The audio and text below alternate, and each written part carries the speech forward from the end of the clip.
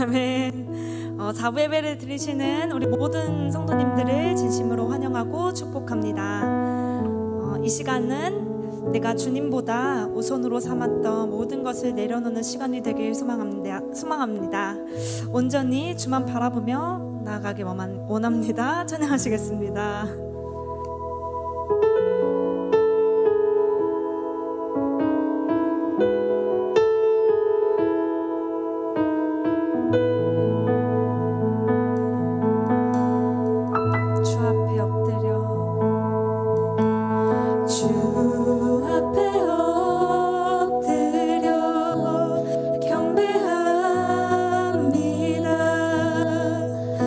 오직 주께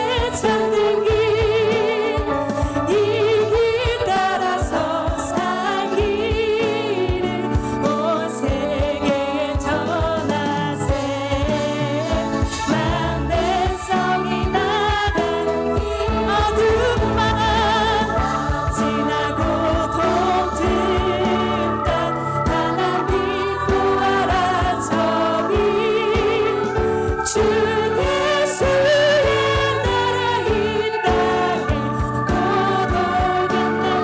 이 절로 고백하기 원합니다.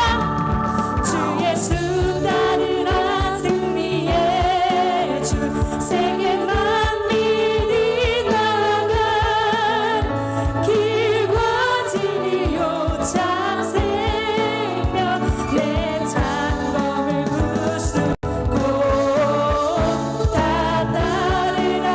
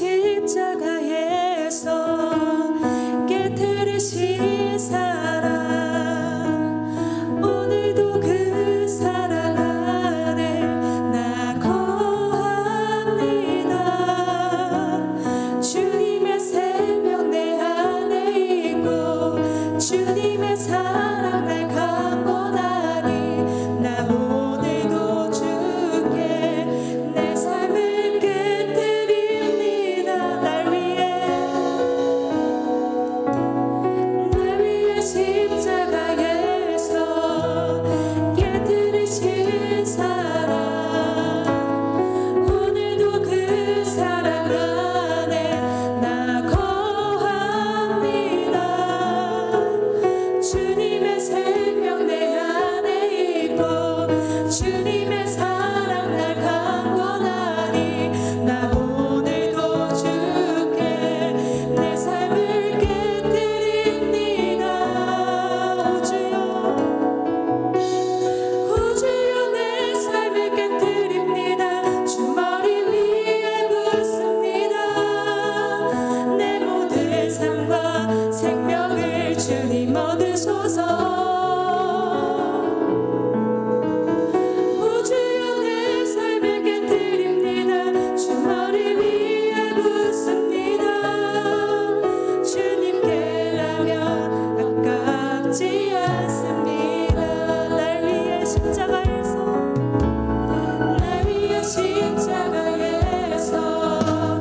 깨뜨리신 사랑 오늘도 그 사랑 안에 나 거합니다. 주님의 생명 내 안에 있고 주님의 사랑 날 강권하니 나 오늘도 주께 내 삶을 깨뜨립니다. 오 주여 내 삶을 깨뜨립니다. 주 머리 위에 붓습니다. 내 모든 삶과 생명을 주님 얻으소서. 오 주여 내 삶을 깨뜨립니다. 주 머리 위에 붓습니다. 주님께라면 아깝지 않습니다. 오 주여 내 삶을 깨뜨립니다. 주 머리 위에 붓습니다. 내 모든 삶과 생명을 주님 얻으소서. 아멘. 오 주여 내 삶을 깨뜨립니다. 주 머리 위에 붓습니다. 주님께라면 아깝지 않습니다. 가사를 생각하시면서 처음부터 다시 고백하기 원합니다. 날 위해 십자가에서 깨뜨리신 사랑 오늘도 그 사랑 안에 나 거합니다. 주님의 생명 내 안에 있고 주님의 사랑 날 강권하니 나 오늘도 주께 내 삶을 깨뜨립니다. 오 주여 내 삶을 깨뜨립니다. 오 주여 내 삶을 깨뜨립니다. 주 머리 위에 붓습니다. 내 모든 삶과 생명을 주님 얻으소서. 오 주여 내 삶을 깨뜨립니다. 주 머리 위에 붓습니다. 주님께라면 아깝지 않습니다. 내 눈을 열어주소서. 내 눈을 열어주소서. 주의 창문같이 보도록 내 앞에 계신 주님과 피할 곳은 없습니다. 내 손에 남은 것 없이 아낌없이 다 드립니다. 주님 한 분만을 위하여 한 방울도 남김없이 존귀와 꿈을 받으소서. 하나님 어린 양 예수 능력과 부와 지혜와 힘을 받으소서. 아멘. 존귀와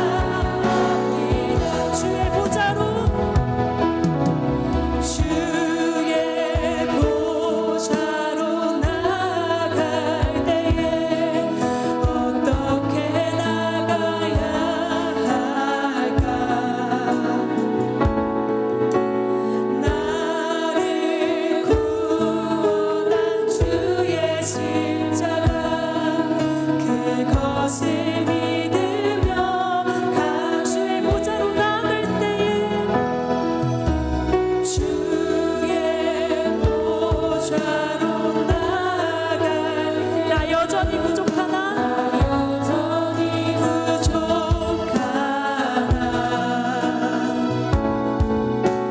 나를 부르신 주의 그 사랑 그것을 믿으며 가네 자격 없는 내 힘이 아니 오직 예수님의 보혈로 자격 없는 내 힘이 아니 오직 예수님의 보혈로 오직 예수님의 보혈로 십자가의 보혈 십자가의 보혈 완전하신 사랑 힘입어 나갑니다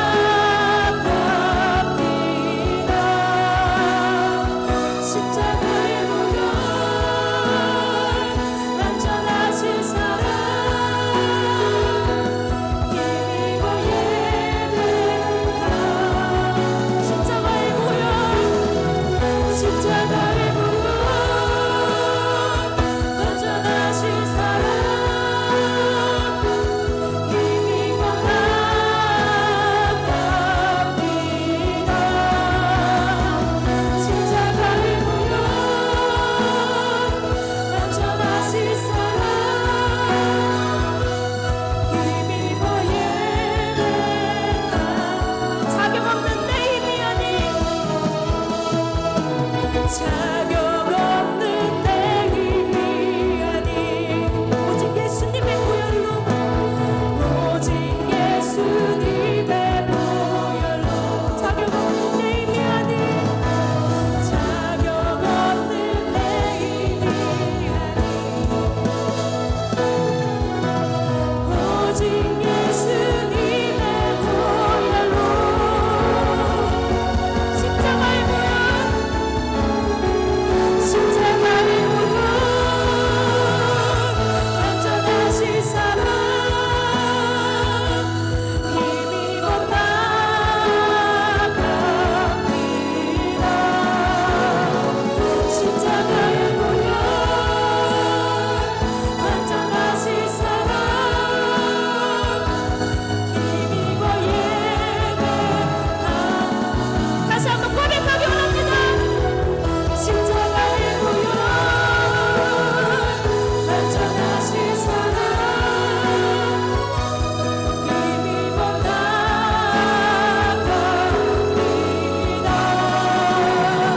십자가의 보혈 완전하신 사랑 힘입어 예배 다시 한번 목소리 높여서 고백하기 원합니다 십자가의 보혈 십자가의 보혈 완전하신 사랑 힘입어 나갑니다 십자가의 보혈 완전하신 사랑 힘입어 예배합니다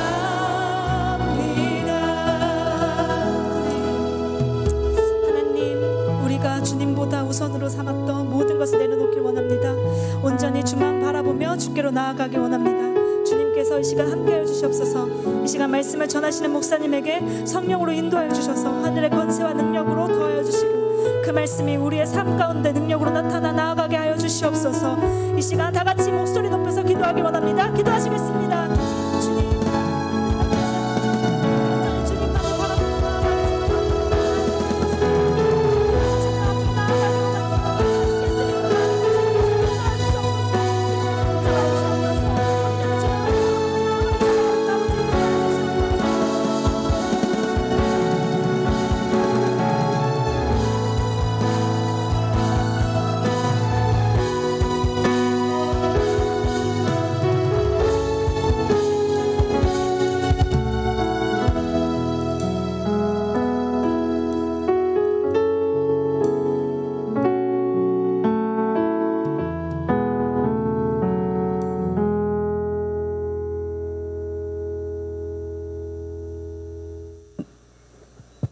사랑의 주님, 감사합니다. 오늘도 예배의 자리를 지키게 하시고 시간과 공간을 구별해서 예배하게 하심에 진심으로 감사합니다.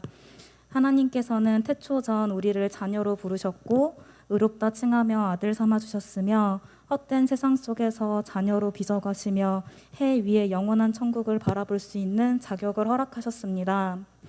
그러나 이러한 부르심이 때로는 너무나도 당연했고 눈앞에 있는 현실에 가려졌던 것 같습니다. 믿음을 지켜나가기에 세상은 너무 커 보였고 의구심이 두려웠습니다. 그래서 수많은 유혹 속에 흔들리고 죄지었던 저희를 용서해 주세요. 그러나 이러한 연약함을 정죄하지 않고 동정하는 하나님을 의지하며 회개의 자리에 나아갑니다. 주님 긍휼히 여겨주시옵고 다시 새롭고 순결한 마음으로 채워질 수 있도록 도와주세요.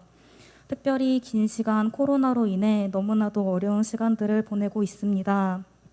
수많은 제약들로 인해 하나님을 따르고 예배하는 길이 너무나도 좁아지고 어려워지고 있습니다. 그러나 이때 하나님 우리 청년들에게 세상을 거절할 수 있는 용기와 믿음을 허락하여 주세요. 현실을 초연하는 믿음으로 세상의 가치와 학문보다 진리를 쫓아가는 새벽 이슬과 같은 청년들이 될 수 있길 진심으로 바랍니다.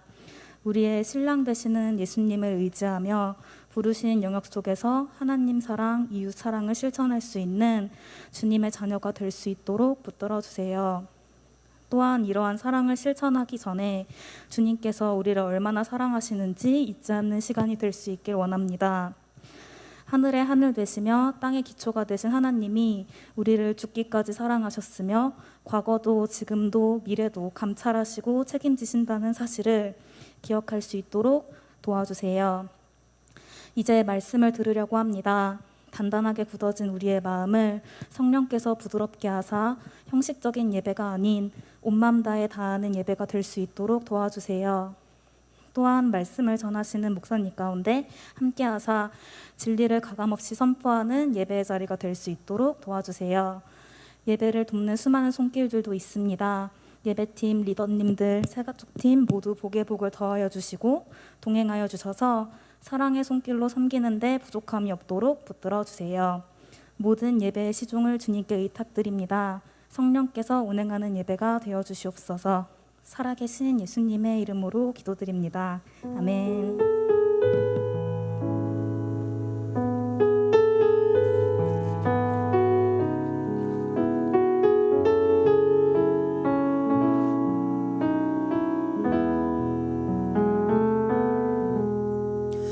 네, 오늘 하나님께서 우리에게 주시는 말씀은 말라기서 2장 10절에서 16절 말씀입니다. 구약성경 1329페이지에 있습니다. 말라기서 2장 10절에서 16절 말씀 함께 합독해서 읽도록 하겠습니다. 말라기서 2장 10절에서 16절 함께 읽습니다. 우리는 한 아버지를 가지지 아니하였느냐? 한 하나님께서 지으신 바가 아니냐? 어찌하여 우리 각 사람이 자기 형제에게 거짓을 행하여 우리 조상들의 언약을 욕되게 하느냐? 유다는 거짓을 행하였고 이스라엘과 예루살렘 중에서는 가증한 일을 행하였으며 유다는 여호와께서 사랑하시는 그 성결을 욕되게 하여 이방 신의 딸과 결혼하였으니 이 일을 행하는 사람에게 속한 자는 깨는 자나 응답하는 자는 물론이요 만군의 여호와께 제사를 드리는 자도 여호와께서 야곱의 장막 가운데에서 끊어버리시리라. 너희가 이런 일도 행하나니 곧 눈물과 울음과 탄식으로 여호와의 제단을 가리게 하는도다. 그러므로 여호와께서 다시는 너희의 봉헌물을 돌아보지도 아니하시며 그것을 너희 손에서 기꺼이 받지도 아니하시거늘 너희는 이르기를 어찌 됨이니까 하는도다. 이는 너와 내가 어려서 맞이한 아내 사이에 여호와께서 증인이 되시기 때문이라. 그는 내 짝이요 너와 서약한 아내로되 내가 그에게 거짓을 행하였도다. 그에게는 영이 충만하였으나 오직 하나를 만들지 아니하셨느냐? 어찌하여 하나만 만드셨느냐? 이는 경건한 자손을 얻고자 하심이라. 그러므로 내 심령을 삼가 지켜 어려서 맞이한 아내에게 거짓을 행하지 말지니라.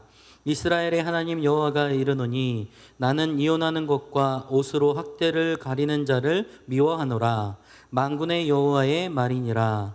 그러므로 너희 심령을 삼가 지켜 거짓을 행하지 말지니라. 아멘. 네, 오늘 봉독된 말씀을 가지고 우리의 신랑 되신 예수님, 우리의 신랑 되신 예수님이라는 제목으로 하나님의 말씀을 증거하도록 하겠습니다. 우리가 성경을 읽으면서 자세히 살펴보면요, 이제 여러 가지 주제가 나옵니다. 뭐 가정에 대한 주제, 또 결혼에 대한 주제, 또 가족에 대한, 또 사랑에 대한, 또 복음에 대한 여러 주제들이 있는데요. 특별히 이 자세히 성경을 살펴보면 여러 번 다루어지고 있는 주제 중에 하나가 뭐냐면 바로 결혼의 문제, 혼인의 문제입니다. 그런데 이 혼인 문제를요, 그냥 단순하게 우리가 1차원적으로 보는 것이 아니라 이 구원론 쪽으로, 그러니까 우리가 구속사적으로 바라볼 때 우리는 그 의미를 더 깊이 이해할 수 있는데요.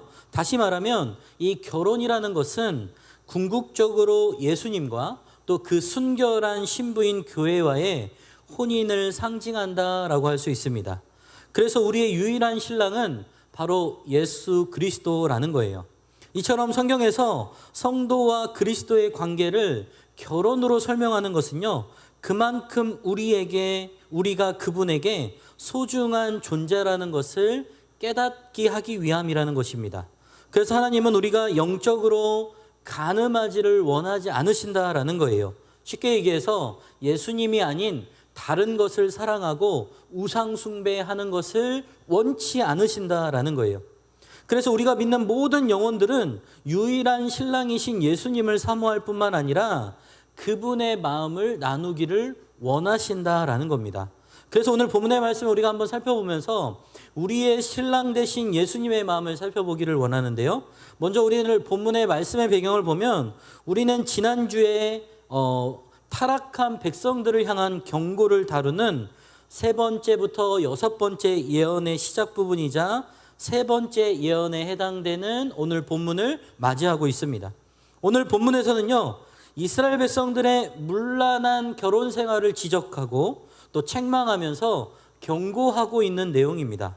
즉 이스라엘 백성들이 하나님의 율법을 버렸을 뿐만 아니라 육신의 정욕을 쫓아서 우상 숭배자들과 결혼하고 혼인하였던, 또 하나님을 증인으로 삼아 언약을 세우고 결혼한 아내와 이혼을 하거나 또 성적으로 문란한 그런 행함을, 죄악을 지적해서 책망하고 경고하고 있는 내용이 바로 오늘 본문의 내용입니다. 이스라엘 백성들의 행위는요, 일단 하나님께서 세우신 이 결혼 제도를 파괴하는 행동이었습니다. 하나님은 태초에 천지를 창조하시고 또 사람을 지으시고 이 결혼이라는 제도, 이 가정이라는 공동체를 세우셨어요. 아담이 독초하는 것이 좋지 못해서 하나님이 하와를 허락하셨는데 아담의 갈비뼈를 취해 하와를 만드셔서 그 아담이 독초하는 것을 외롭지 않게 가정이라는 공동체를 이루셨다라고 하셨습니다. 이 사람을 지으시고 결혼 제도를 세우셨는데요, 그것은 일부 일처의 결혼 제도였어요. 또한 언약을 세우고 결혼을 통해서 한 몸을 이룬 부부는 정말 죽음이 두 사람을 나누기까지 스스로 나눌 수가 없었습니다. 그래서 우리가 왜 결혼식 가면은 그 주례사 하시는 분이 많은 이야기를 할 때 그런 얘기를 하잖아요. 이제 두 사람이 검은 머리가 모 될 때까지, 팥뿌리가 될 때까지, 그러니까 막 이렇게 하얗게 될 때까지 끝까지 함께 하라는 의미로 그렇게 이야기하는 내용을 여러분들 많이 들었을 것입니다. 성경에서도 두 사람을 죽음 외에는 나눌 수 없다라고 하신 거예요.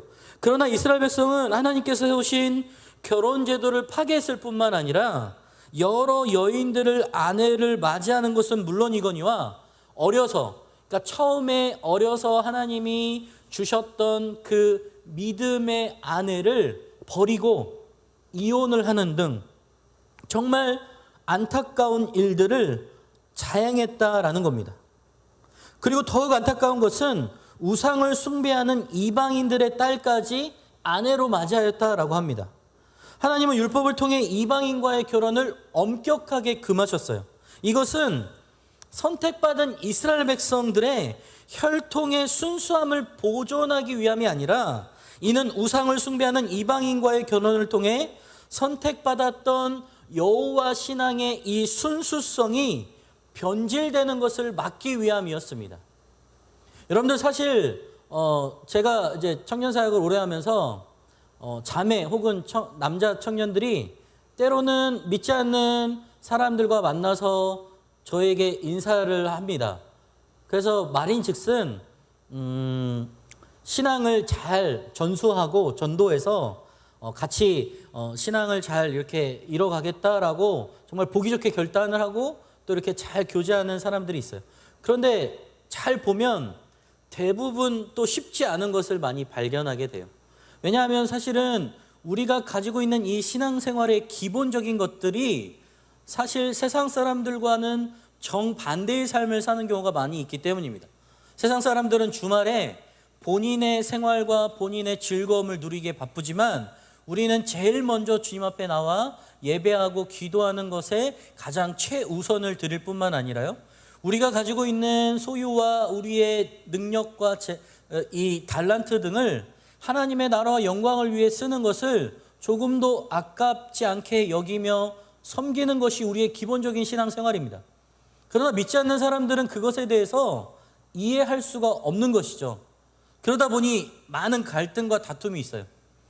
그래서 결국에는 정말 끝까지 열심히 최선을 다해서 그 사람을 전도하는 경우가 있는 반면에 대부분은 또 헤어지기도 하고 또 서로 다른 사람을 만나기도 하는 경우를 보게 됩니다. 이처럼 하나님께서는 이 이스라엘 백성들이 갖고 있었던 하나님에 대한 순수성, 언약, 이런 하나님의 본질의 기본적 신앙이 변질되지 않기 위해서 우상을 숭배하는 이방인들과의 결혼하는 것을 막으셨던 거예요. 왜냐하면 결혼은 단지 두 사람의 육체적인 결합을 넘어서 그 두 사람의 신앙과 인격과 그리고 가문이 서로 하나 되는 것이기도 하기 때문이라는 겁니다. 따라서 이스라엘 백성들이 우상 숭배자들과의 결혼은 필연적으로 여호와 하나님을 섬기는 신앙, 언약 백성의 순결을 상실할 수밖에 없었던 거예요. 애굽의 공주 등 이방 여인들과 결혼한 솔로몬이나 또 시돈의 공주와 결혼한 아합의 예를 보면 우리가 분명히 알 수 있다는 것이죠. 솔로몬도 다윗의 아들이었고 정말 하나님을 섬기고 성전을 건축한 왕이었어요. 그러나 이방인들과 정략적으로 결혼하고 그들의 문화를 받아들임으로 인해서 자기 또한 그런 신앙의 본질에 희석되어지는 것들을 경험하는 것을 우리가 보게 되었다라는 것입니다. 그러므로 하나님께서는 이방 여인과의 결혼을 엄격하게 금하신 거예요. 그러나 이 말라기 시대의 이스라엘 백성들은 타락해서 하나님의 말씀인 율법을 버렸고요, 또 육신의 쾌락을 쫓아 행하게 되어서 그들은 언약한 아내와 이혼했을 뿐만 아니라 우상 숭배자들과도 다시 결혼했다라는 겁니다. 말라기 시대의 이스라엘 백성들의 신앙이 그토록 타락하게 되었던 것도 바로 이와 같은 문란한 결혼 생활과 밀접한 연관이 있습니다. 하나님이 세우신 가정은 창조주 하나님께서 그분의 원리에 따라 세우신 이 사회 제도와 또 부부를 중심으로 혈연 관계자가 함께 살고 있는 작은 사회이자 사회를 구성하는 정말 기본적인 그런 구성의 단위입니다. 사람은 이 가정을 통해서 태어나고요, 가정을 중심으로 일평생 살아가게 됩니다. 그리고 가정을 통해서 사람은 양육을 받고 보호를 받고 그 삶을 온전히 세워나갈 수 있어요. 이 가정의 핵심은 바로 부부로 시작한다라는 거예요.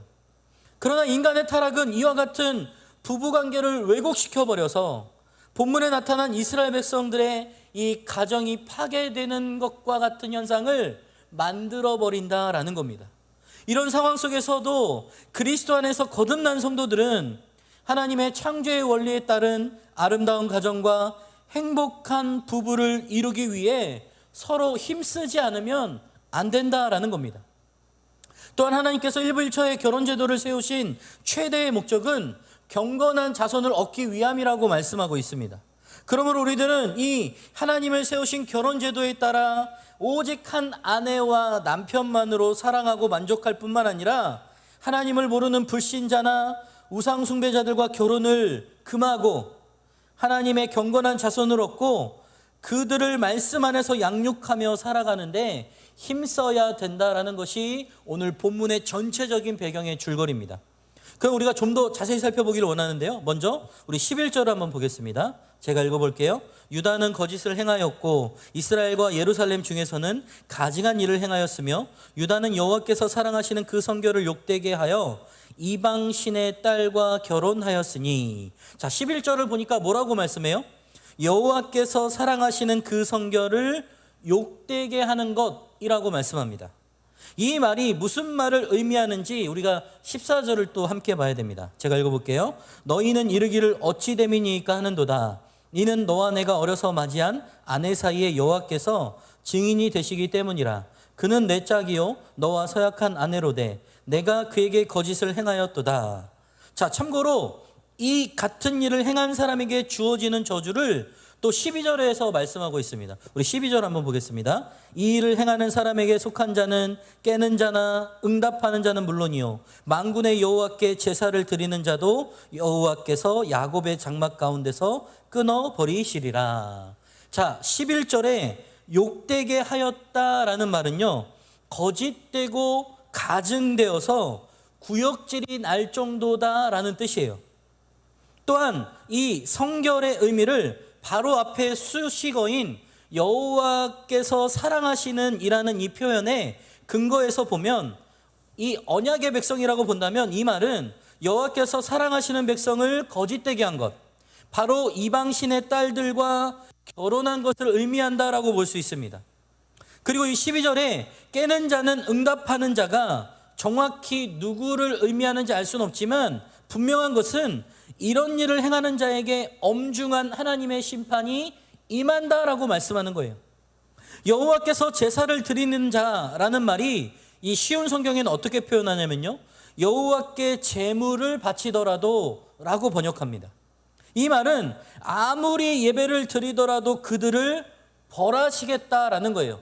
쉽게 얘기해서 그들의 예배를 받으신다? 받지 않으신다? 받지 않으신다라는 거예요. 특히 12절을 보면 이 일을 행하는 사람에게 속한 자는 깨는 자나 응답하는 자는 물론이요 만군의 여호와께 제사를 드리는 자도 여호와께서 야곱의 장막 가운데서 끊어버리시리라. 마지막 단어가 너무 무서워요. 끊어버리신대요. 이 말씀은 우상 숭배자와 결혼하는 자들, 또 그 죄악에 연루된 모든 자들에게 대하여 하나님의 심판이 내려질 것이라는 거예요. 앞서서 말씀드렸듯이 깨는 자나 응답하는 자는 그 의미가 모호해서 여러 가지로 해석되고 있지만, 앞선 말씀에 이 일을 행하는 사람에게 속한 자, 이 일이 이방인과 결혼하는 것임을 감안하면 본문은 이방인들과 결혼하도록 유혹하는 자와 또 그 유혹을 받아서 실제 이방인과 결혼하는 자로 우리가 짐작할 수 있습니다. 그런데 이들이 심판받는 것은 지극히 당연하다라는 거예요. 그런데 우리는 말씀에 이러한 심판을 받는 대상 가운데 만군의 여호와께 제사를 드리는 자도 포함되어 있음을 눈여겨봐야 합니다. 이는 백성들로부터 제물을 받아 직접 제사의식을 행하는 제사장들을 표현하는 거예요. 말라기가 심판의 대상으로 이 같은 제사장들을 포함시키는 이유는 제사를 통해서 그런 잡신들을 섬기는 이방 여인들과 결혼한 죄악을 무마시키고자 하는 당시 제사장들의 왜곡된 태도를 명확하게 꿰뚫고 있었기 때문입니다. 쉽게 얘기해서 이방인과 결혼하고 통혼하는 것을 제사장들이 묵인했다라는 거예요. 그리고 제사를 드려줬다라는 거예요. 이 얼마나 죄를 그냥 묵과하고 자기의 책임을 다하지 않고 그들이 죄악으로 들어서는 것을 그냥 놔주었던 그들의 모습에 대해서 하나님께서 너무나도 안타까워하고 있는 모습을 이야기하고 고발하고 있다라는 거예요. 마치 여러분들 이제 SBS 프로그램 중에 그것이 알고 싶다라는 프로그램이 있는데요. 김상중 사회자가 그렇게 얘기하잖아요. 그런데 말입니다. 어떻게 이럴 수가 있을까요? 이러면서 정말 지금 이 제사장들의 이 행태를 고발하고 있는 거예요. 어떻게 그들이 백성들을 잘 궤도하고 죄를 짓지 않도록 말씀을 가르치고 그들이 정말 하나님의 사람들과 결혼하여 하나님의 신앙과 유산을 이어서 거룩한 하나님의 자녀들을 양육하는 부부와 사람들이 되어야 함에도 불구하고 그 앞서서 일을 하지 않는 제사장들의 모습, 오히려 묵인했던 모습, 정말 이것이 말이나 된다는 말입니까? 라고 고발하고 있는 모습과도 같다라는 거예요. 이러한 본문의 기록은 일면 이방 여인과 결혼을 유도하여 그에 미혹되어 결혼하는 등 명백한 죄악을 저지른 자들이 자기들의 죄악을 제사를 통해 해결하고자 했음을 반영하고 있는 거라는 거예요. 그러니 이에 대해 말라기는 그들의 모두가 심판에 이를 것이라고 단언하고 있는 거예요. 쉽게 얘기해서 모두가 심판받을 대상입니다. 여러분들은 모두 죄인입니다 라고 이야기하고 있는 겁니다.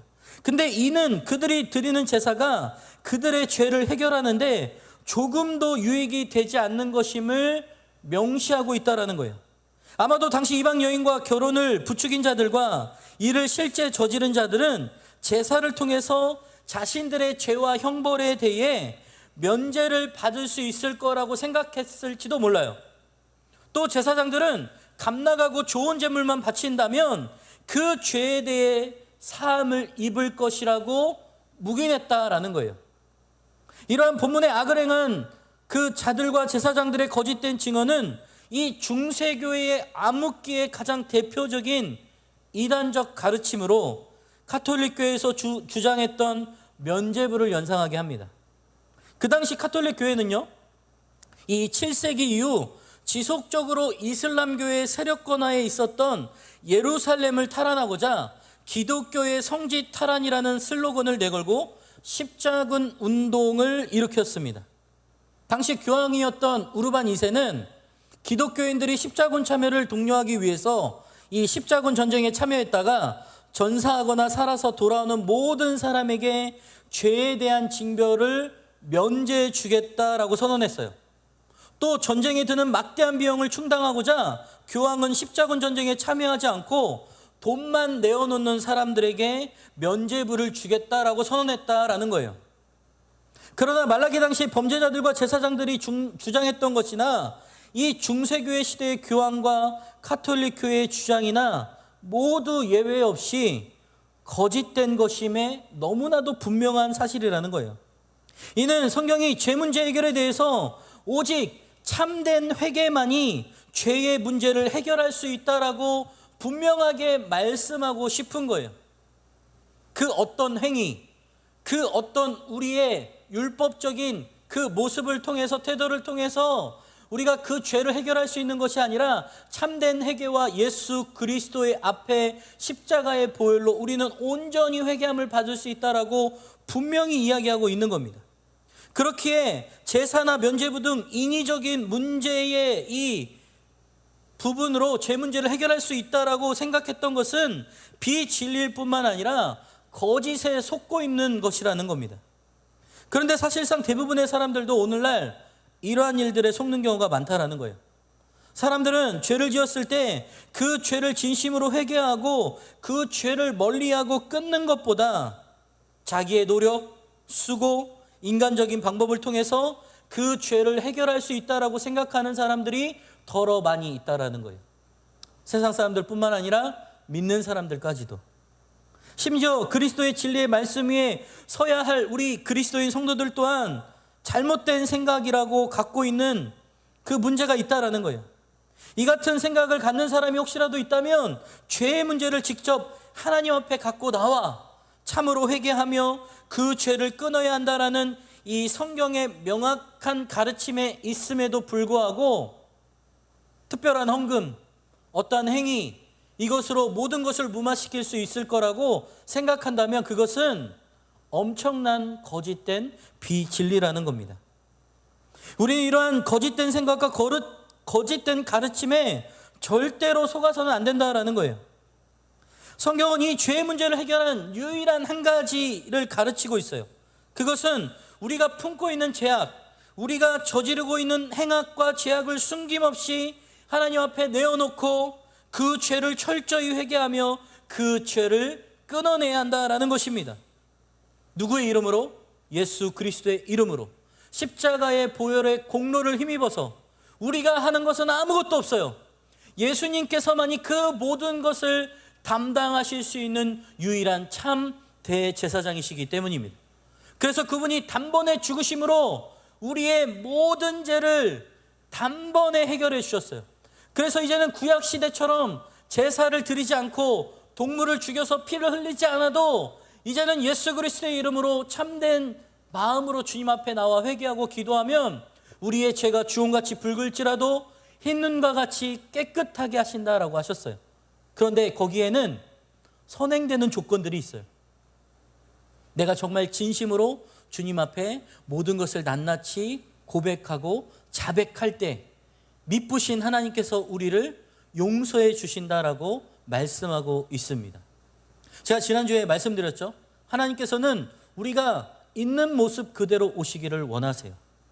근데 우리는 가끔 그런 생각을 할 때가 있어요. 내가 좀 교회를 가는데 좀 더 괜찮은 모습, 좀 더 신앙적으로 멋진 모습으로 가야 되지 않을까라는 비교의와 또 나의 생각을 통해서 나의 모습을 포장해서 가려는 경우가 더러 있다라는 거예요. 근데 하나님은요, 여러분들의 상처받은 모습, 죄로 얼룩진 모습 그대로 와서 낱낱이 하나님께 고백하고 하나님의 의로운 손으로 그 모든 것을 깨끗하게 함을 받고 하나님의 은혜를 통하여 한 주간도 예수 그리스도의 보혈의 공로를 힘입어서 열심히 살아갈 때 우리도 모르게 알고도 모르고도 지은 죄가 또 있을 수 있어요. 마치 여러분들 흰 옷을 입으면 우리가 막 조심조심해서 짜장면 같은 거 짬뽕 먹을 때도 앞치마를 두르고 안 묻히게 하려고 막 애를 쓰잖아요. 특별히 자매들은 아래 위로 이제 흰 옷을 입으면 정말 지워지지 않으니까 조심을 많이 하잖아요. 그런데 그렇게 조심했는데도 집에 가서 보면 어때요? 뭐가 묻어 있어요. 죄라는 것은 바로 그런 거예요. 우리가 의도했던 의도하지 않았던 우리의 연약함과 우리의 죄성 때문에 우리는 죄를 지을 수밖에 없는 존재라는 거죠. 날마다 우리는 그것을 인정하고 자기의 십자가를 지고 예수 그리스도의 이름으로 회개하며 주님의 보혈을 덧입어서 날마다 흰옷으로 갈아입어야 된다라는 거예요. 너무 쉬워요. 주님께로 나아가기만 하면 돼요. 그런데 우리가 나아가지 않아요. 그래서 다윗은 참된 예배자, 내 마음에 합한 자라고 여기셨는데 왜 그러냐면 다윗은 늘 자신의 행동과 상황과 환경 가운데 하나님 앞에 고하며 하나님께 회개하며 눈물로 주님 앞에 나아갔던 자였기 때문입니다. 여러분, 죄를 짓는 것은 누구나 지을 수 있어요. 그러나 주님 앞에 바로 회개할 수 있는 것은 우리가 믿음 안에 거할 때 비로소 우리가 온전히 갈 수 있다는 거예요. 여러분들, 탕자가 정말 그 돼지 주엄 열매를 먹으면서 내가 집으로 돌아가면 아버지께서 용서해 주시지 않을까? 라는 그 마음에 정말 용기를 갖고 주님 앞에, 아버지 앞에 나아갔더니 어땠어요? 묻지도 않으셨어요. 다 용서해 주고 옷 입혀주고 씻겨주고 가락지 끼워주고 잔치 베풀고 난리가 났어요. 그게 바로 하나님이세요. 근데 우리는 자꾸 괜찮은 모습으로 나오려고 해요. 아니요, 사도 바울이 고백했던 것처럼 나는 약하나 내 안에 계신 예수 그리스도는 강하시니 나는 오늘도 약할 때 강함이 되는 그 하나님의 은혜를 붙잡는다라고 고백하고 있습니다. 사랑하는 여러분, 우리가 예수 그리스도의 이름으로 그분의 보혈의 공로의 힘으로 입어서 우리가 온전히 나아갈 때 그 죄를 해결할 수 있다는 것을 분명히 기억하시기를 주님의 이름으로 축원합니다. 그래서 오늘도 여러분들이 주님 앞에 있는 모습 그대로 주님 앞에 고백할 때 하나님께서는 깨끗하게 하실 줄 믿습니다. 다음으로 우리 13절 16절에서 하나님께서 이스라엘 백성들의 예물을 받지 않으신다라고 했는데 이 구체적인 내용을 확인해 보기 원하는데요, 13절을 먼저 보겠습니다. 너희가 이런 일도 행하나니 곧 눈물과 울음과 탄식으로 여호와의 제단을 가리게 하는도다. 그러므로 여호와께서 다시는 너희의 봉헌문을 돌아보지도 아니하시며 그것을 너희 손에서 가까이 받지도 아니하시거늘. 그러니까 우리의 예물을 받으시지 않는다는 거예요. 16절을 보겠습니다. 이스라엘의 하나님 여호와가 이르노니 나는 이혼하는 것과 옷으로 학대를 가리는 자를 미워하노라. 만군의 여호와의 말이니라. 그러므로 너희 심령을 삼가 지켜 거짓을 행하지 말지니라. 자, 먼저 앞선 읽었던 13절에서 여기서 말하는 이런 일은 원어적으로 볼 때요, 두 번째 일이라는 뜻이에요. 이 11절에 이방 신의 딸들과 결혼한 것을 말하는 거예요. 이방 신의 딸들과 결혼하기 위해서 이스라엘 백성들은 15절에서 지적하고 있는 것처럼 어려서 맞이한 아내를 어떻게 했어요? 버렸어요. 이혼했다라는 거예요. 이것이 이스라엘 백성들의 죄 중에 행한 첫 번째 일이었어요.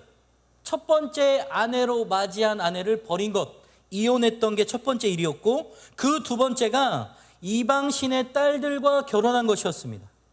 이렇게 남편이 아내를 버리고 이방 신의 딸과 결혼하는 것을 하나님께서 그처럼 큰 죄로 여기시는 이유는, 더불어서 하나님께서는 결혼에 대해서 어떻게 생각하시는지를 우리가 분명히 알 필요가 있습니다.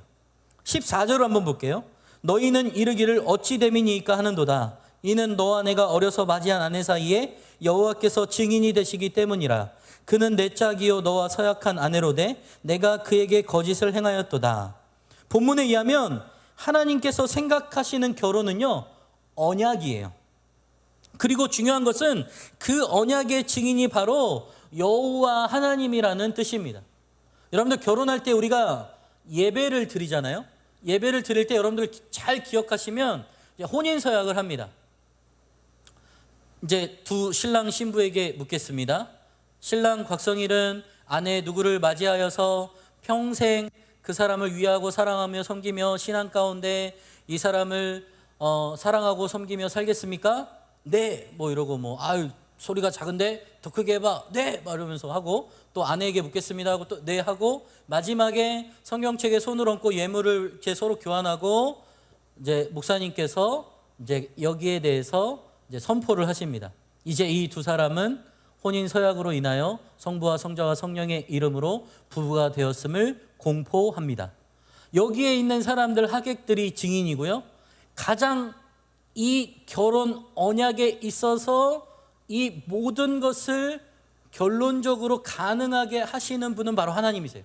왜냐하면 우리가 드리는 이 결혼의 예배가 하나님께 드리는 것이기 때문입니다. 여러분들, 그래서 사실 요즘에 제가 안타까운 게 있는데, 많은 청년들이 결혼 예식을 요즘에 스몰 웨딩을 많이 하잖아요. 그런데 예배로 안 드리는 경우가 참 많이 있는 것을 보게 돼요. 예배는 너무나도 중요해요. 예배의 절차나 어떤 체계나 이런 걸 말씀드리는 게 아니에요. 누구 앞에서 우리가 이 결혼 예식을 드리고 있느냐가 굉장히 중요하다라는 거예요. 그건 바로 하나님 앞에서예요. 코람데오라는 것은 하나님 앞에서 우리가 늘 거룩한 신부와 순결한 신부로 살아가야 됨을 분명히 인식하고 살아가야 되는데, 마치 하나님이 없는 것처럼 살아갈 때가 굉장히 많다라는 거예요. 여러분들 생각해 보세요. 특별히 어린이집이나 좀 이렇게 좀 보안이 철저한 그 직장에 다니는 사람들은 이 사무실이나 이 사무실 외곽에 CCTV가 있습니다. 여러분들, 나의 일거수일투족을 CCTV가 기록되어져 있고 누군가 본다고 생각하면 어때요? 우리의 행동이 조심스러워요. 그리고 진짜 아무렇지도 않게 집에서 하는 것처럼 행동하지 않겠죠. 왜냐하면 누가 보는 것을 알고 있기 때문에. 마찬가지예요. 하나님이 우리의 인생을 보고 있고 우리의 모든 것을 다 아신다라고 생각할 때 우리는 어떻게 살아야 되는지를 분명히 하나님께서 말씀하고자 싶으신 거예요. 하나님께서 고대 근동의 언약의 법에서처럼 이 언약을 어긴 자는 짐승을 쪼개는 것과 같은 엄중한 벌을 받게 될 것이라는 의미가 포함되어 있습니다. 그래서 하나님께서 이 일부일처를 명령하신 본래의 목적이 있으신데 15절에 말씀하고 있어요. 15절 보겠습니다. 그에게는 영이 충만하였으나 오직 하나를 만들지 아니하셨느냐? 어찌하여 하나만 만드셨느냐? 이는 경건한 자손을 얻고자 하심이라. 그러므로 내 심령을 삼가 지켜 어려서 맞이한 아내에게 거짓을 행하지 말지니라. 그 일부일처의 목적은 경건한 자손을 얻기 위해서라고 분명히 말씀합니다. 본문 중 그에게는 영이 충만하였으나 오직 처음부터 아담과 하와를 한 몸으로 만드셨는데요, 오직 하나를 만들지 아니하셨느냐 해서 이 하나가 아담과 하와, 또 혹은 이스라엘이라고 본다면 하나님께서는 처음부터 아담과 하와를 한 몸으로 만드셨다라는 거예요. 이건 뭐냐면 붙어 있는 거예요. 한 몸이야. 아담과 하와가 서로 떨어져 있는 게 아니라 그냥 붙어 있는 거예요. 여러분들 그 뭐 가끔 뉴스에 보면은 약간 이렇게 기이하게 태어난 쌍둥이인데 붙어 있는 아이들 있잖아요. 그래서 나중에 막 이렇게 뭐 분리하는 수술을 하는데 그것처럼 그냥 붙어 있는 게 바로 부부와도 같다라는 거예요. 아담으로 하여금 더 많은 여인과 살게 하실 수도 있었어요. 그러나 그렇게 하지 않으신 이유는 경건한 자손을 얻고자 하셨기 때문입니다. 결국 한 남자가 여러 아내를 취하게 되면 아내들 간에 벌어지는 어쩔 수 없는 갈등과 다툼, 그리고 그에 대한 남자의 부적절한 행동 등으로 인해서 결코 그 가정이 평안하지 않을 수 없기 때문입니다. 그뿐 아니라 그런 불안정한 가정에서 자란 아이들이 정신적인 건강과 영적인 건강을 유지하기란 매우 어렵다라는 거예요. 사실 구약시대에는 일부 달처제나 여러 구실을 붙여 아내를 내쫓거나 학대하는 등의 일들이 빈번하였습니다.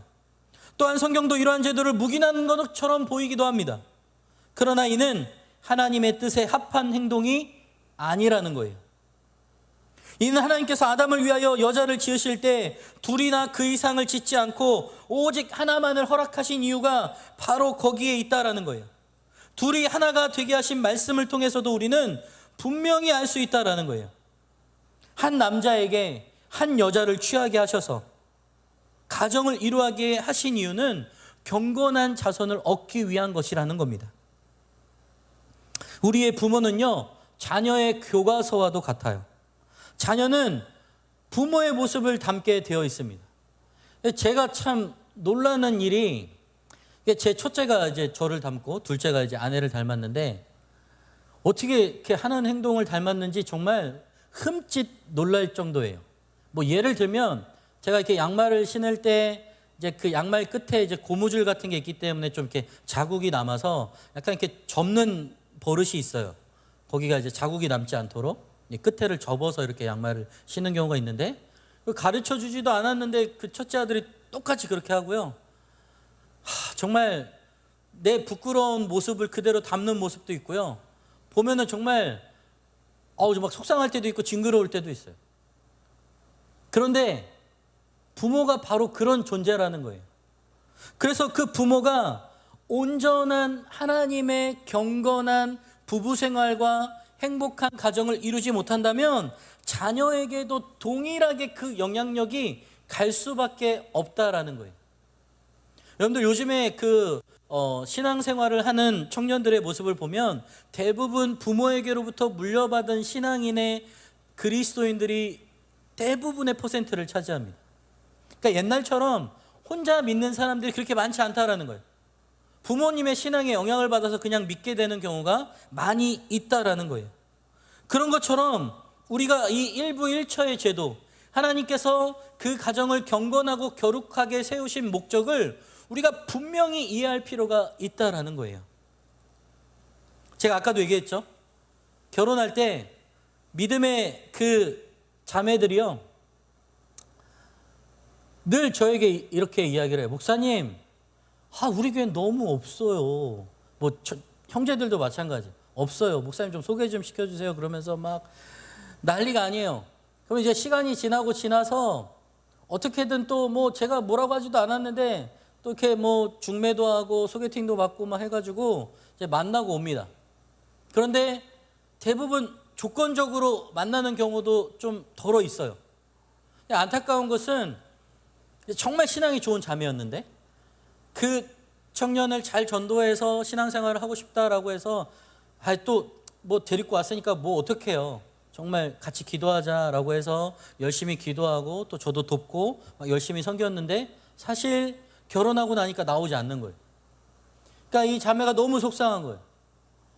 정말 너무 힘들다고. 왜냐하면 주일날 자기는 예배를 가려고 1시간 전부터 준비하고 있는데 일부러 이 남편이요, 교회를 안 가려고 화장실에 들어와서 나오질 않는다는 거예요.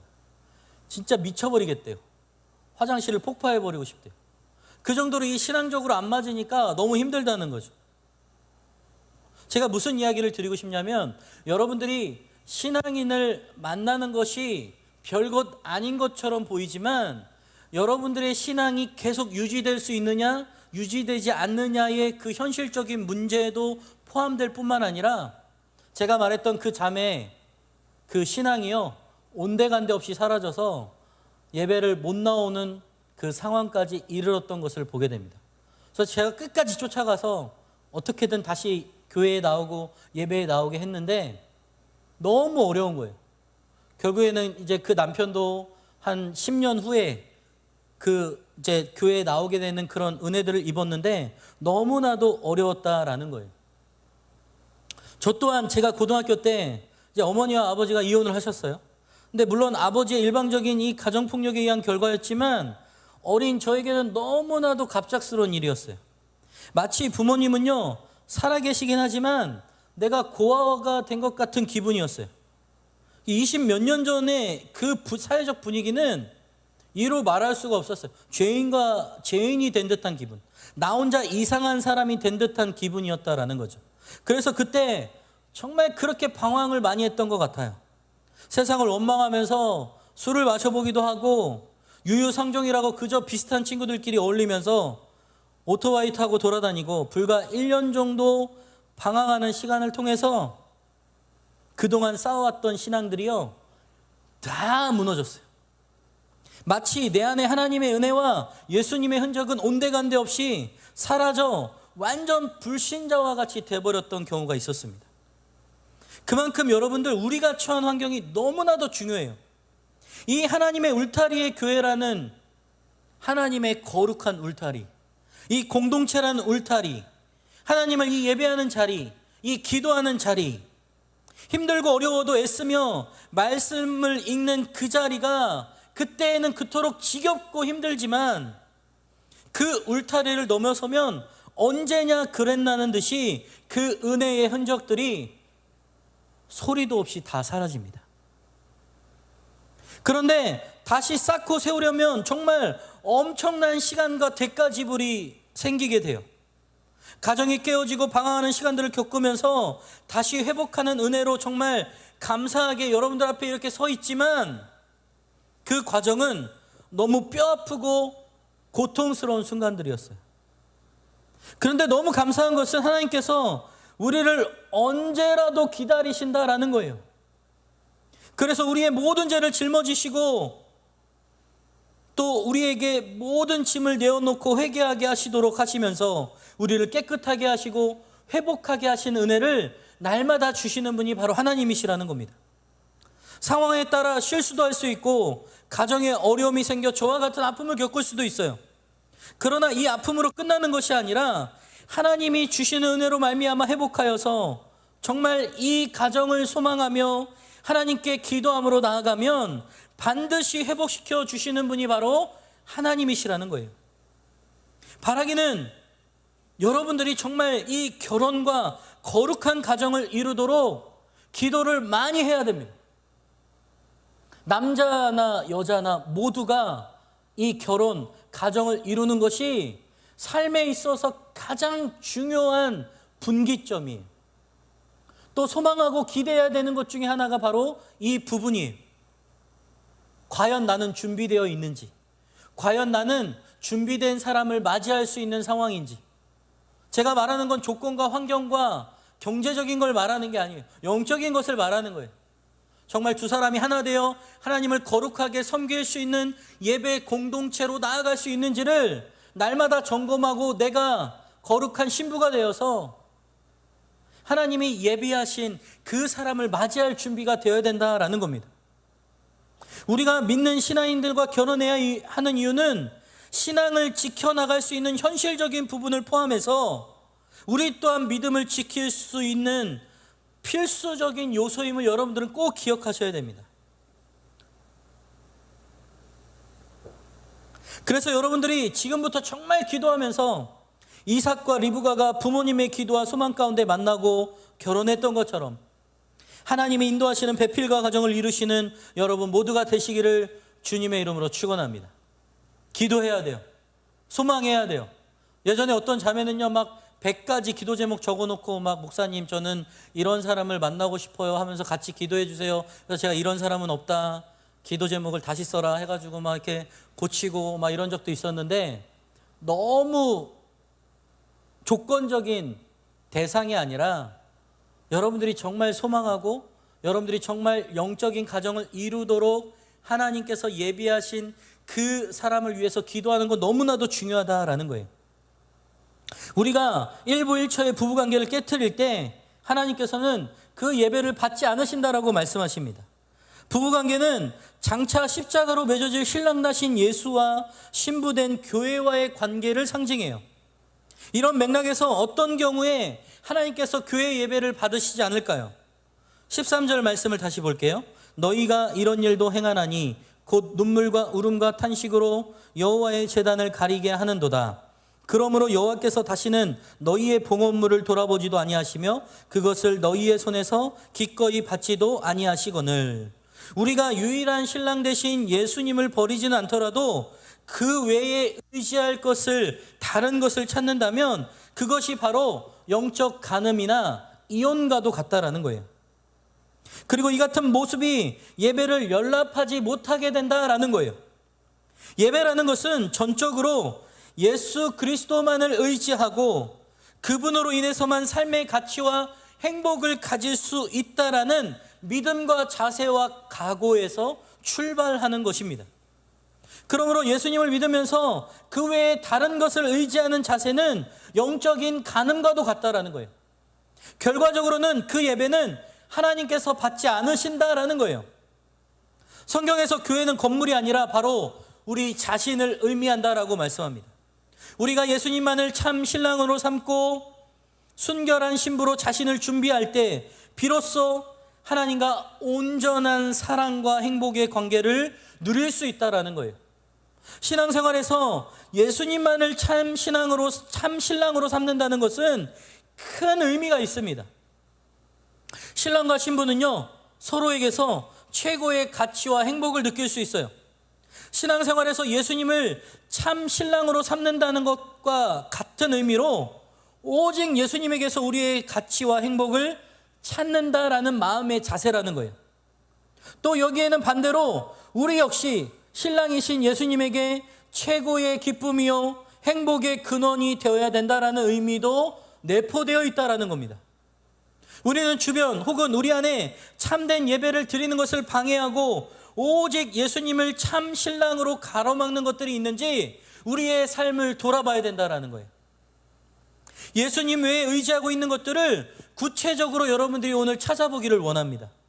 인터넷, 이성친구, 학업, 취미, 부모, 물질 등이 될 수도 있고 또 자신이 추구하고 있는 꿈과 비전이 될 수도 있습니다. 여러분들 요즘에 청년들이 자아실현이나 자기 개발을 위해서 열심히 운동을 하고 취미생활을 하고 또 공부도 합니다. 물론 좋아요. 좋은 일이에요. 그러나 그것이 하나님보다 더 우선이 되고 예수 그리스도보다 더 우선이 된다면 그것은 오늘 본문에 의하면 영적 간음과도 같다라는 거예요. 우리의 신랑 되신 예수님을 버리고 그들과 혼인하는 것과 같다라는 거예요. 얼마나 무서운 표현이에요, 여러분. 근데 정말 신랑 되신 예수님은요, 우리가 외도하고 영적으로 간음하고 정말 어떠한 죄악을 저지르더라도 돌아오기만 하면 용서해 주시고 받아주시는 분이라는 거예요. 그 사랑이 이루 말할 수 없다라는 거죠. 그런데 우리가 여전히 정신 못 차리고 신랑 되신 예수님을 버리고 여전히 세상 가운데 벗하며 그저 쾌락과 느낌과 우리가 추구하는 유익만을 바라며 살아간다면 누가 제일 슬퍼하고 안타까워하실까요? 바로 신랑 되신 예수님이 안타까워하신다라는 거예요. 내 딸아, 내 아들아, 너 어디 보니? 나는 너만 보고 있는데 왜 너는 딴 데 보고 있어? 여러분들 이성교제나 부부가요, 서로의 사랑이 확인되어지지 않는 순간 서로가 의심을 할 수밖에 없어요. 왜냐하면 아내로서는 이 사람이 요즘 뭐 하나? 뭐에 이렇게 정신이 팔려 있나? 남편은요, 아내가 맨날 뭐 이상한 거에 빠져 있는지 밥도 안 해주고 막 집중을 안 하는 거예요. 사랑은 관심과 사랑과 대화와 함께 오고 가는 친밀함과 그 안에서 일어나는 교제 가운데 일어나요. 그게 바로 코이노니아예요. 하나님이 우리와 친교하며 교제하며 코이노니아를 이루고 싶어 하세요. 공동체 안에서, 또 가정 안에서, 여러분들이 속한 그 어떤 곳 안에서 함께 그것을 누리고 싶어 하세요. 그런데 정작 우리가 딴 데 보고 있고 예수님만 짝사랑한다면 이 얼마나 안타까운 사랑이냐라는 거예요. 말씀의 결론을 맺겠습니다. 하나님께서 가장 싫어하시는 것은요, 우리가 예수님 외에 다른 것을 신랑으로 여기는 거예요. 가장 사랑하시는 것은 자신의 백성이에요. 우리가 예수님의 신부가 된다라는 말은 우리 역시 이 같은 하나님의 마음과 동일한 마음을 갖는다라는 거예요. 하나님께서 결혼을 언약으로 여기신다라는 것은 상호 간의 책임에 그 중심을 두신 겁니다. 내가 너를 사랑하는 것, 네가 나를 바라보는 것, 이것은 언약의 관계야. 끊을래야 끊을 수 없어. 너는 내 거야. 너는 나 아니면 안 돼. 내가 이 세상 끝날까지 너를 책임질 거야 라고 말씀하시는 분이 신랑 대신 예수님이라는 거예요. 그런데 우리는 정작 우리의 인생을 책임져주는 예수님을 바라보지 않고 여전히 세상을 바라보고 여전히 재물과 가치와 비전과 꿈을 향해서 달려간다면 이 얼마나 허망한 것일까요? 사랑하는 여러분, 많은 사람들이 꿈을 쫓아 열심히 뛰어가다가 그것을 이루지 못해서 좌절하고 낭망하고 때로는 극단적인 선택을 통해서 자신의 삶을 포기하는 것을 보게 됩니다. 근데 여러분, 신랑 대신 예수님을 바라보고 가면요, 때로는 실수할 수 있어요. 때로는 넘어질 수 있어요. 때로는 마음이 아플 수도 있어요. 그러나 낭망하거나 좌절하지 않아요. 왜? 그분이 우리와 함께 하시기 때문이에요. 그리고 우리에게 힘을 주시기 때문이에요. 그리고 우리에게 은혜를 주시기 때문이에요. 오늘도 여러분이 이 자리에 와 있는 이유는 예수님이 여러분을 너무나도 사랑하시기 때문이에요. 그래서 그 사랑의 은혜로 한 주간도 저 험악한 세상에서 살아갈 때 수많은 유혹과 죄악과 넘실거리는 죄악의 파도들이 여러분을 삼킨다 할지라도 예수님은 두려워 말라. 내가 너를 건질 거야. 너는 내 거야. 내 사랑하는 딸 아들아 이야기하시면서 붙드시는 분이 바로 신랑 되신 예수님이라는 거예요. 사랑하는 여러분, 우리는 주님의 거룩한 신부입니다. 우리는 주님의 거룩한 신부예요. 그래서 우리는 주님을 바라보고 주님과 늘 교제하며 다시 오실 예수 그리스도를 소망하며 살아가야 되는 것이 바로 우리의 삶의 모습인 줄 믿습니다. 예수님은 우리의 능력, 우리가 가진 재산, 너가 집이 있는지 없는지, 너가 얼마를 모았는지 전혀 중요하지 않아요. 여러분들 그 자체로 소중하게 생각하시고 가장 귀한 것으로 여기세요. 예수님에게 있어서 가장 최고의 선물은 여러분들 자신이에요. 왜? 내가 죽어서라도 여러분을 살린 것이 바로 여러분들을 사랑하셨기 때문이에요. 하나님이 이처럼 사랑하사 독생자를 주셨으니 이는 저를 믿는 자마다 멸망하지 않고 영생을 얻게 하려 하심이라. 사랑하는 여러분, 예수님의 이 사랑이 우리 인생의 최고의 가치가 되어서 우리는 거룩한 신부가 되고 신랑 되신 예수님을 바라보며 세상에서 좀 힘들고 어렵더라도 우리 공동체 안에서 서로 예수님을 바라보며 이겨나가는 거룩한 신부의 승리의 사람이 되기를 주님의 이름으로 축원합니다. 우리가 또한 온전한 예배자가 되어서 날마다 구별되어 하나님께 드리고 있는 모습 그대로 와서 주님, 한 주간도 알고도 모르고도 지은 죄가 너무나도 많습니다. 주님의 보혈의 공로가 필요합니다. 주님, 나를 깨끗하게 하여 주옵소서라고 고백하며 나아갈 때 여러분들을 회복시켜 주실 뿐만 아니라 인도하실 것입니다. 바라기 오늘도 그렇게 기도하며 찬양하며 주님의 은혜를 회복하는 여러분 모두가 되시기를 주님의 이름으로 축원합니다. 이 시간 함께 찬양하기를 원하는데요, 내 마음의 주를 향한 사랑이 함께 찬양하기를 원합니다. 정말 우리가 하나님의 그 사랑 앞에 거룩한 신부가 되어서 내가 정말 주님의 그런 신부로서 손색이 없는 주님의 사람이 되기를 원합니다. 주님, 나를 그렇게 사용하여 주옵소서라는 마음으로 함께 찬양함으로 나가겠습니다. 내 마음에 주를 향한 사랑이,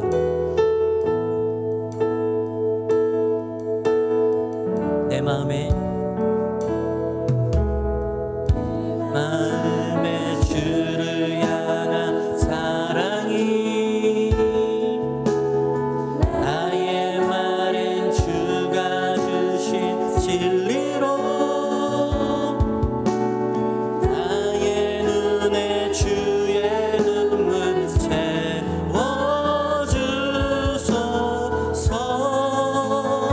내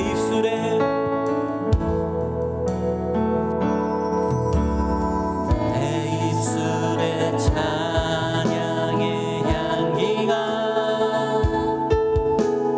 두 손에는 주를 닮은 섬김이, 나의 삶에 주의 흔적 남게 하소서. 하나님의 사랑이,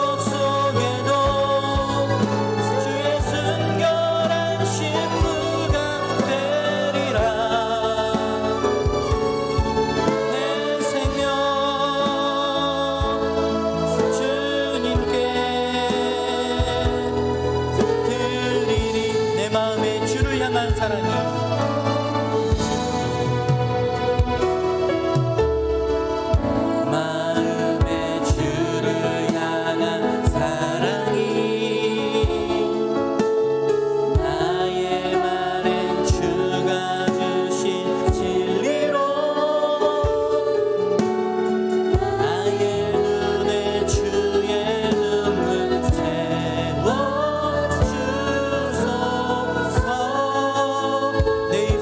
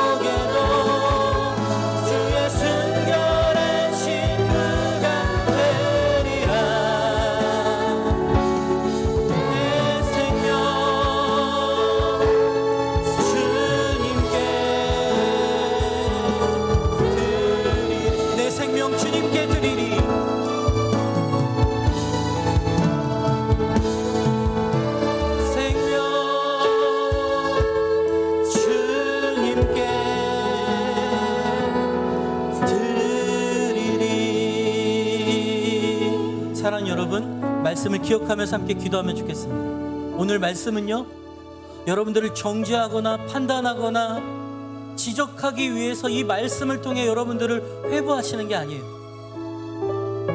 너 그거 아니?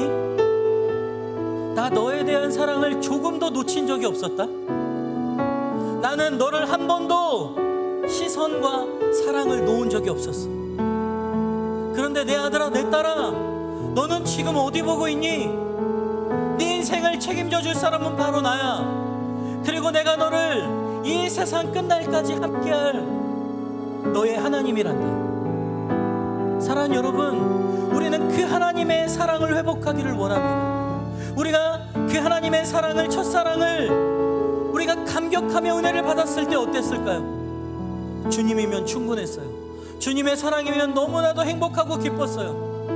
바라기는 이 시간 기도할 때 하나님, 그 예수 그리스도의 사랑이 회복되게 하여 주옵소서. 주님의 사랑이 우리의 마음 가운데 다시 한번 풍성하게 일어나게 하여 주옵소서. 주님 사랑합니다. 주님 사랑합니다. 다시 한번 고백하며 나아가는 이 시간 되기를 원합니다. 우리 주님을 한번 부르고 기도하겠습니다. 주여, 하나님, 오늘도 우리를 사랑하셔서 우리를 거룩한 신부로 삼아주시고 우리의 신랑 되신 예수님을 바라보게 하여 주시는 참으로도 감사를 드립니다. 하나님, 주님을 사랑합니다. 주님을 사랑합니다. 하나님, 예수님이면 충분합니다. 그 예수 그리스도의 사랑을 통하여 우리가 오늘도 주님만을 사랑하기로 고백하며 나아가오니 하나님, 우리의 연약함은 덮어주시고 오직 예수 그리스도의 사랑으로 회복시켜 주시옵소서. 하나님만이 우리의 참된 하나님의 모든 구원자이시며 참되주시며 우리의 모든 것 되시는 분이시오니 하나님, 우리 인생을 책임져 주시고 오늘도 상처투성이와 아버지 하나님, 죄악투성이의 모습으로 나왔다 할지라도 우리를 용서하여 주시고 우리가 주님 앞에 나아가는 주님의 사람들 되게 하여 주옵소서. 하나님, 세상이 우리를 조롱한다 할지라도 우리는 오직 예수님만을 바라보게 하시고 오직 주님만을 바라보는 우리 모두가 되게 하여 주시옵소서. 이 시간 한 가지 더 기도하기 원하는 것은요, 하나님, 오직 우리의 신랑 되신 예수님만을 섬기며 예배하는 거룩한 신부가 되기를 원합니다. 우리가 찬양으로 고백했던 것처럼 이 땅에서 거룩한 신부의 예배자가 되어서 다시 오실 신랑 되신 예수님을 기쁨으로 기다리는 우리 모두가 되게 하여 주옵소서. 다시 한번 주님 이름 부르고 기도하겠습니다. 주여, 하나님, 우리가 주님의 거룩한 신부가 되기를 원합니다. 오직 우리의 신랑 되신 예수님만을 섬길 뿐만 아니라 예배하는 자가 되게 하여 주시고 오늘도 그 예수님을 소망하게 하여 주시고 이 땅에서 거룩한 신부가 되어서 신랑 되신 예수님만을 바라보며 다시 오실 예수님을 기대하며 소망하는 주님의 사람 되게 하여 주시옵소서. 우리는 너무나도 부족하오니 주님만이 우리의 힘이 되어 주셔서 오늘도 우리의 예배를 기뻐 받아주시고 성령으로 역사하여 주시옵소서.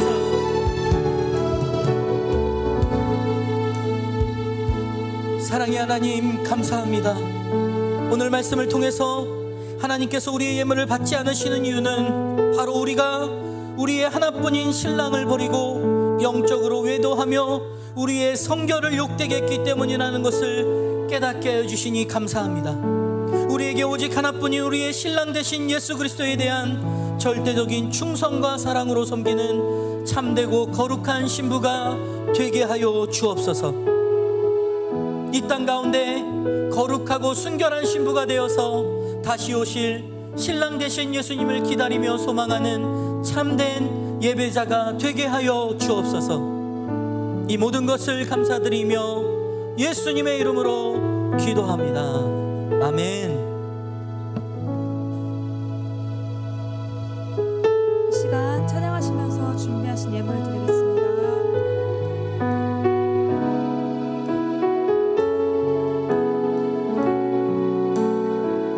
주의 보좌, 주의 보좌로 나아갈 때에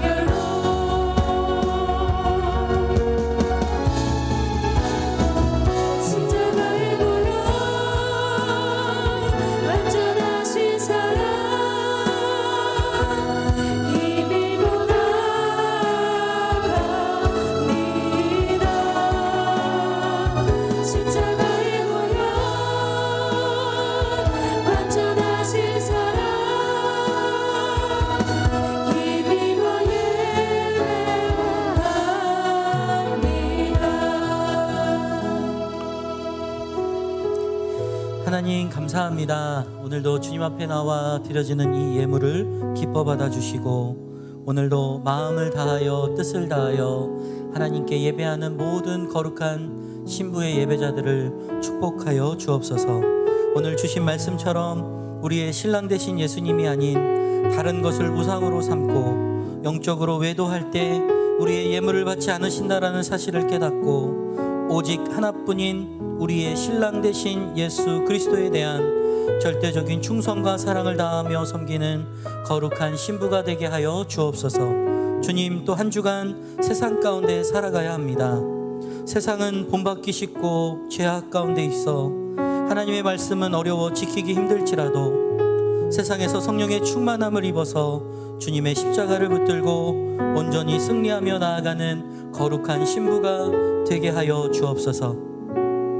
지금은 우리 주 예수 그리스도의 은혜와 하나님 아버지의 극진하신 사랑하심과 성령 하나님의 위로 충만 교통하심이 우리의 신랑 되신 예수님이 아닌 다른 것을 우상으로 삼고 영적으로 외도할 때 우리의 예물을 받지 않는다는 사실을 깊이 깨닫고 오직 하나뿐인 우리의 신랑 되신 예수 그리스도만을 절대적으로 충성하며 사랑으로 섬기는 거룩한 신부로 살기로 작정한 온 성도들과 청년들과 교회 위에 민족과 열방 위에 이제로부터 영원까지 함께 있을지어다.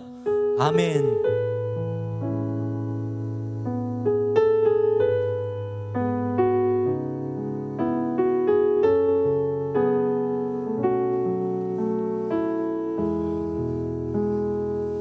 네, 예배가 마쳤습니다. 네, 시간 이후에는 새가족 등반 또 사랑의 상자 시간인데요. 오늘은 특별히 새가족 등반 사랑의 상자는 없고요. 네, 바로 광고 시간을 갖도록 하겠습니다. 광고 나올 때 우리 박수로 환영하겠습니다.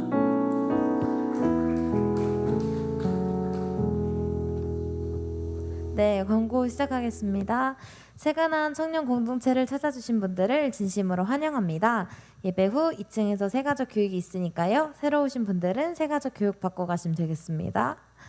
네, 청년부 예배가 계속해서 온라인 오프라인으로 진행됩니다. 발열 체크와 QR코드 체크에 함께 해주시고요. 코로나가 빨리 종식되어서 다시 모두 함께 예배드릴 수 있도록 기도 부탁드립니다. 계속해서 화요기도회가 진행되고 있습니다. 유튜브로 함께 하실 수 있으니까요. 저녁 7시 50분에 많은 참여 부탁드립니다. 네, 다음 주 대표 기도는 정희석 청년이고요. 10월 예배위원은 김주윤 셀, 한예은 셀에서 섬겨주시겠습니다. 네, 셀 모임은 셀별로 유동적으로 진행되니까요. 셀 리더의 안내를 받아주시면 되겠습니다.